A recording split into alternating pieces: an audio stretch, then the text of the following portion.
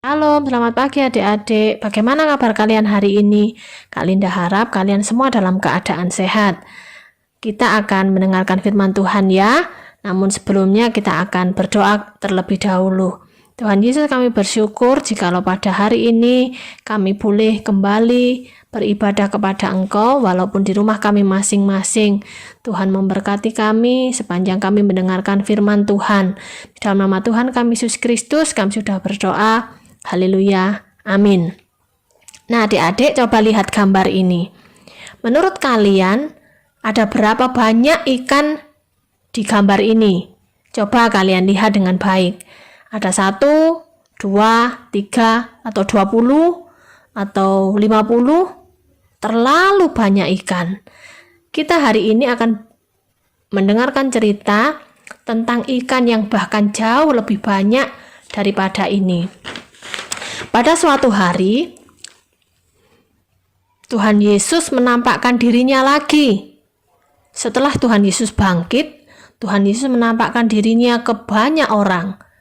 Dan minggu kemarin kita mendengarkan bahwa Tuhan Yesus menampakkan dirinya kepada Thomas muridnya. Benar sekali.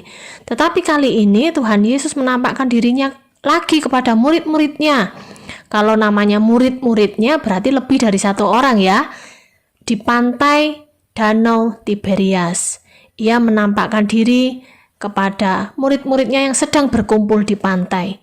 Di situ ada Simon Petrus, Thomas yang disebut Didimus, Nathanael dari Kana yang di Galilea, anak-anak Zebedeus, dan 2 orang muridnya yang lain. Ada lebih dari 2 orang ya. Kemudian kata Simon Petrus kepada mereka, "Aku akan pergi menangkap ikan." Kata mereka kepadanya, "Kami pergi juga dengan engkau, aku ikut. Kalau engkau menangkap ikan, aku juga ikut," katanya. Kemudian mereka berangkat, lalu naik perahu. Tetapi malam itu mereka tidak menangkap apa-apa. Sampai keesokan harinya, saat siang, mereka juga tidak menangkap apa-apa. Ketika hari mulai siang, Yesus berdiri di pantai itu. Akan tetapi murid-muridnya tidak mengenali Tuhan Yesus yang telah berdiri di pantai itu. Kemudian Tuhan Yesus berkata kepada mereka, "Hai anak-anak, adakah kamu mempunyai lauk pauk?" Mereka menjawab, "Tidak ada.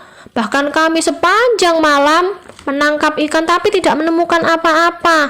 Kami tidak punya lauk pauk." Maka Tuhan Yesus berkata kepada mereka, "Tebarkanlah jalamu di sebelah kanan perahu, maka kamu akan memperoleh." Apakah mereka mentaatinya? Ya, mereka menuruti apa yang dikatakan Tuhan Yesus. Mereka mengambil jala mereka, kemudian mereka menebarkan jala mereka seperti yang dikatakan Tuhan Yesus. Dan mereka menarik jala itu, tetapi mereka tidak dapat menariknya karena terlalu banyak ikan yang masuk di dalam jala itu. Ketika murid-muridnya menarik jala mereka itu, mereka baru menyadari, "Itu Tuhan," kata mereka kepada Petrus. "Benar, itu Tuhan." Kemudian murid-muridnya yang lain datang dengan perahu mereka yang lain yang tidak jauh dari daratan. Kemudian Tuhan Yesus kembali berkata kepada mereka, "Bawalah beberapa ikan yang baru kamu tangkap." Kemudian Simon Petrus menghela jala ke darat dan ternyata benar. Jala itu penuh ikan besar-besar dan jumlahnya adalah 153 ekor. Dan yang paling aneh dari semuanya itu, jalannya itu tidak terkoyak, jalannya tidak sobek. Padahal mereka menangkap banyak ikan yang besar-besar. Kemudian Tuhan Yesus kembali berkata kepada mereka, "Marilah dan sarapanlah." Tuhan mengajak murid-muridnya untuk makan dan sarapan bersama dengan Dia.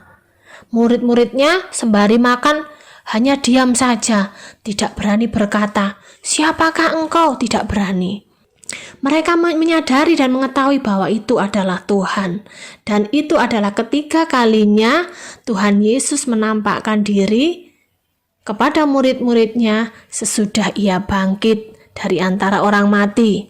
Nah, setelah menampakkan dirinya yang ketiga kalinya, Tuhan Yesus akan naik ke surga seperti yang dikatakannya, bahwa Tuhan Yesus akan menderita, Tuhan Yesus akan disalibkan, Tuhan Yesus akan bangkit, kemudian dia akan naik ke surga.